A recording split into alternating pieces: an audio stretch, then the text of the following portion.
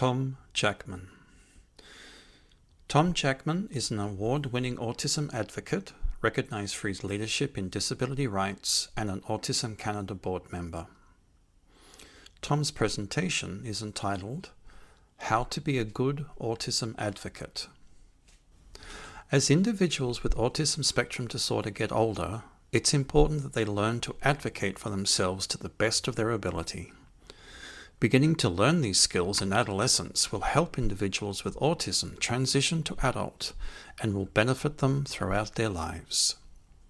Tom Jackman, un défenseur de l'autisme ayant un lauréat reconnu pour son leadership en la matière des droits des personnes aux besoins particuliers et un membre du conseil d'administration d'Autism Canada. Comment être un ou une bonne défenseur de l'autisme?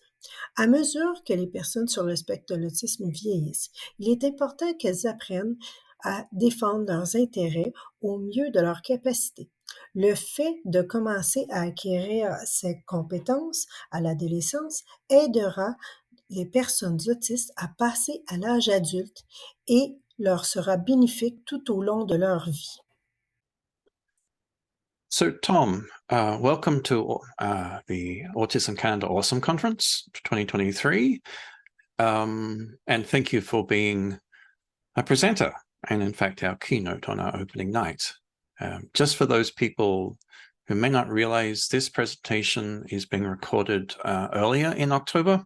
So, Tom, let's start with maybe an oblique question. But can you tell me a little bit about your early life? Like, where did you grow up, and when were you diagnosed? I grew up in a small town in Newfoundland called Springdale, Newfoundland. It's about 3,000 people. But I wasn't really diagnosed with the term Asperger's syndrome until I was an adult, about 28 years old. So I had some kind of social troubles kind of growing up. I was always a smart kid, but I guess I had some social challenges sort of fitting in or making friends and things. And those didn't really get figured out till after a year at university that I didn't do so well at. But it was basically because of the social challenges of living like alone, living in a residence. It was a totally different experience than a high school experience would have been, with very little supports available. And the supports were not available because you weren't officially diagnosed, or were the supports just not a thing back when you went to university? I guess I wasn't really aware that I was on the spectrum, so I wasn't really reaching out to the supports that they have available these days. The social challenges, it's something that it's common, I think, to all of us who are autistic. But it's interesting that can manifest in different ways. Do you think you were masking when you were younger?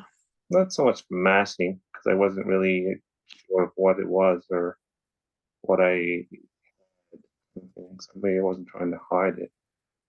But I knew I definitely didn't really fit in properly to the kind of social norm. And did you try and learn, like go through, like making a cognitive conscious effort to learn what the social skills that you thought were missing? A lot of people just sort of do their own thing. This sort of autistic sort of like their way is their way. In a group of people, it's hard to sort of mesh or hard to socialize or make friends or make connections and then these things sort of like kind of eventually you do sort of seek out a diagnosis, and then eventually like even doctors have a hard time with the diagnosis because they're not sure what's completely going on. But then when they suggested Asperger's syndrome, a lot of the characteristics totally met with what I thought I had. So then I agree that that's where my diagnosis lies. Yeah. When, for those of us who are diagnosed later in life, a lot of the clients I help with my work at Autism Canada, I describe it, once you get your diagnosis, as being a journey, and it's a journey of discovery. Do you think you are now comfortable with your autism? And do you, and very specifically, do you understand almost all of your behavior now through an autistic lens? Yeah, you certainly do get a better understanding of, like, I guess if you were going to have like not really a meltdown, but when stresses are sort of building on you, and why a lot of that could be like social stress, or but sort of why you're getting, well, not really annoyed with people, but sort of sort of what I'm saying. Like, maybe you can only get along with a group for so long before you have to get away from them for a little while and sort of recharge. And it's that self-awareness that we need to build, isn't it? That we need to recognize what our boundaries are and what our limits are when it comes to social situations specifically. Do you agree with that? Yeah. I really like there's an all cats have, it was called All Cats Have Asperger's Syndrome, but now it's called Cats Have Autism Spectrum. And every sort of page in the book is like a trait or a characteristic that a kid or an adult could have if they're on the spectrum. And by like sort of reading a simple book like that, you can pick out certain traits. They're clearly explained, and you can sort of relate them back to yourself. And you might not have all those traits, but definitely if you can relate to, 10 to 20 traits, you probably do have, autism spectrum. Yeah. And the fact that those traits can change over time, which is always something I need to remind people, non-autistics. There was a point as well when me and my mom went to the Geneva Center for Autism conference, and we watched a Tony Atwood presentation. And that was a sort of revelation moment with what Tony Atwood knows about Asperger's syndrome. And me and my mom both realized at that point that I probably had Asperger's syndrome. That Tony Atwood sort of presentation was sort of it was kind of like a revelation point of, this is what I totally had. Yeah. But then when you totally, kind of like what you're saying, when you totally know that you have something, then you're more able to deal with it because you know what it is, versus not having a diagnosis and being totally confused about why is this happening. Yeah. So when you were younger, you were involved in a movie, Autism Grows Up, and we'll play a little snippet of that during the conference. How did you get involved in that movie, and can you tell us something a little bit about it? I went to a conference in Toronto. It was I think it was a vocational conference. It was all about autism and jobs and challenges with employment. And the producer he was from Kelly Brothers in Calgary, and they were at this conference, and they were looking to talk to adults who were on the spectrum about vocational challenges to make a DVD, to make a Grows Up movie. So I went and spoke to him, and we made a few, I guess they'd be called movie trailer clips. Yeah. And then he suggested giving me my own sort of like GoPro to sort of film my own life, just kind of give him kind of an insight in the kind of things that I do. And then it turned out to him actually coming down to Newfoundland and following me around for a few days to film my sort of chapter of the DVD, because it focuses on several adults from across Canada. But the whole premise of the DVD is about employment challenges of people on the spectrum. So he basically kind of followed me around, and I showed him a lot of volunteer jobs that I do, and kind of showed him where I lived, and kind of not so much life skills, but sort of independent living, I guess. Yeah. You have some interesting jobs, don't you? You have some interesting volunteer jobs. Do you want to share something about that? I used to do a lot of TV camera sports for hockey and City Hall. I was a TV camera person at City Hall for 10 or 11 years. So it is challenging for people to find employment. So sometimes it's good to do a volunteer task, to get involved in the community and meet people and get out of the house. Did those volunteer positions lead on to something more full-time? A lot of times, if you have to go and find those other positions yourself, it definitely formed good skills for a resume or for a. Yeah, I don't think it really led to much directly, but it certainly gives you a good basis to grow a resume. Yeah. I mean, it's also like that's a pretty cool job, being a television cameraman. Like that's something you don't hear too often.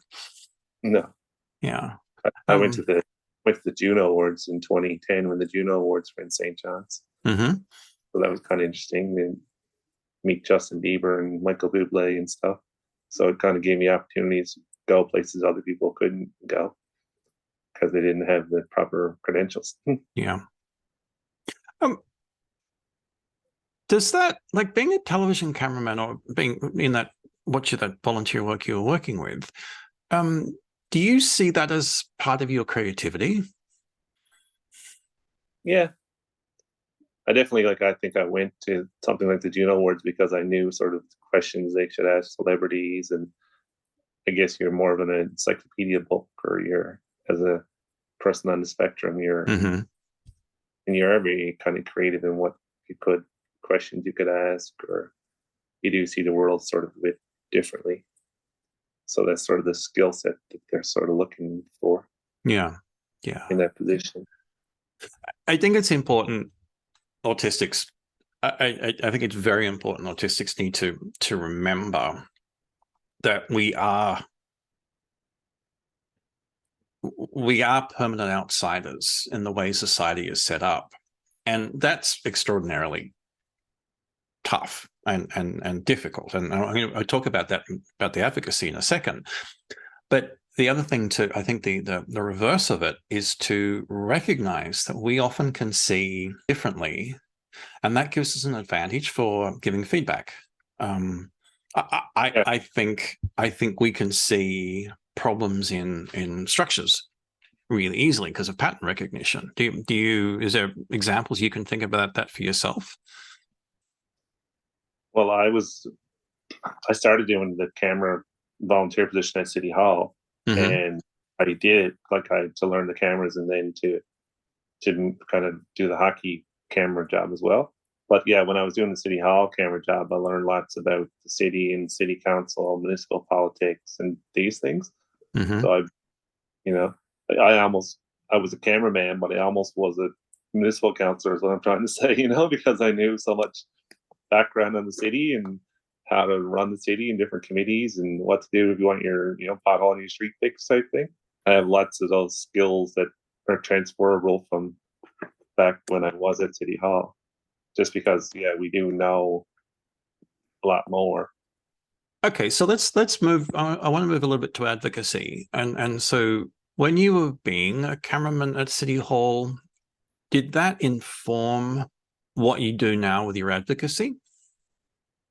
In what regards? That observation of how committees work and how to get the pothole fixed, and just how a municipal city council works. Did that help you with structures in standing up for autistics in any advocacy work?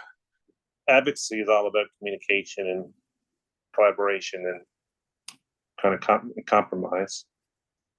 So it's all about communicating what needs to be addressed, and these are solutions on how something could be fixed or promoted better. So it is sort of a skill you can learn from kind of viewing how other politics work. The more you learn about politics, the more better you can be at advocacy. You mentioned, when you talk about advocacy, you're talking about communication, how important communication is, but also you talk about the collaboration and knowing when to ask for something and when to offer something. Can you like expand on that a little bit, please? Sometimes you might know individually what you might need in a situation, and you might be able to like individually reach out for it. There's different kinds of group advocacy where like autistics as a group might need something done for them. So how do you handle representing the community that maybe it doesn't involve something that you need? How do we represent as diverse as the community as possible without being too focused on what I need? I got to park your sort of personal challenges to the side, and if you don't need it, maybe somebody else does, but you should still do your best for them as well. Like, Yeah. because maybe by helping them, it might help, help your group as well. Or you could tax somebody who doesn't know much about autism to help that person, and then maybe in the process, it might in some way. And how do you keep in contact with the autistic community, like to recognize the breadth of what's needed from an advocacy perspective? Autism Canada has a Facebook group for that people can use to stay in contact, people on the spectrum. I do know a lot of different advocates from conferences that I attend, and just like friends across Canada that I've met. And I worked on this project for York University. Mm-hmm. It was a mental health literacy guide. There were a lot of different autistic adults who worked on that. So it is sort of easy to gauge different opinions that are affecting different autistics as a whole. And actually, you're raising an interesting point here. Again, that's the question I wanted to ask you: is do you see there's a difference between advocacy on a local level, in other words, somebody living in your street, against advocacy in someone in your city, against advocacy in someone across the whole country? Is there a difference, do you think, in the way you approach advocacy in those different areas, those different scenarios? Yeah, a lot of small things sort of happen like that bigger pictures don't really know about, and by kind of, if the more like stories sort of get into the media, like small town stories, like they help get more attention for the bigger picture of autism as well. Like the more we can get positive aspects of autism in the media, the better it would be for sort of getting the total picture out there. Okay, and so you're describing almost a act locally, think globally. Yeah. And in fact, you can reverse that, of course, think globally. So thinking about what things affect us as a whole, and then to be act at a local level. Earlier this year, you were awarded the Jim and Jeanette Munson Autism Leadership Award. How did you get involved with that, and what does it mean for you? I found the award online, the nomination form. Mm-hmm. So then it was a matter of getting somebody to nominate me for the award. And you could also self-nominate yourself if you wished, or to go that way. Basically, if you were if you were to advocate or nominate me, I pass along my kind of summary of why I think I should be nominated for the award. I received notice in February that I'd won the award, and I got to go to Ottawa in April to the Autism Alliance of Canada conference. I got to do an award speech in front of the conference, and I met Jim and Jeanette Munson. Mm-hmm. And the prize was artwork from an autistic individual. So I got this really great owl piece of art. Who was the artist? His name was Ben.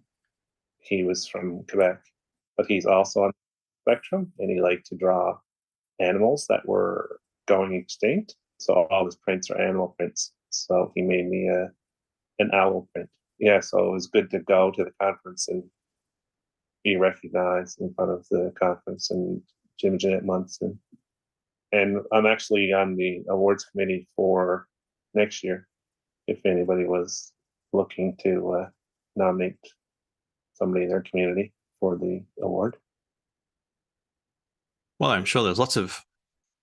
Actually, it's funny how when I was starting to get involved with autism advocacy, there was a small number of people involved, and now because of awareness, acceptance, and I think getting our stories out, I think there are probably hundreds of people who could be nominating for that award and be very worthy winners. Sometimes it's hard to find out, like, to promote it. Like, it's got to be promoted properly so that the nominations get sent in, right? Yeah. And then that again is us broadcasting this, telling the story, telling what's available, what resources. I mean, so often we talk about at Autism Canada, we offer people resources for support, but that's also acknowledgement there are resources for celebration, awesome conferences, for example, and meetup groups that are around the country. Do you have any tips you could share about advocacy? Maybe do good sort of research on who you should talk to about different topics, and be clear on what you need to talk to them about. Mm-hmm. Goes back to sort of like communication, maybe working groups when you're advocating for a project. Like right now, I'm on the leadership team for the Disability Without Poverty. Mm-hmm. So that would be advocating the federal government for a better monthly financial disability benefit for people with disabilities. And then autism is a disability. I guess maybe look for opportunities. There's always opportunities to advocate. And I guess I kind of chase opportunities by looking for a lot of things online that I can get involved with, or looking for conferences that I can attend to advocate. I guess not to be afraid to advocate or stand up for yourself.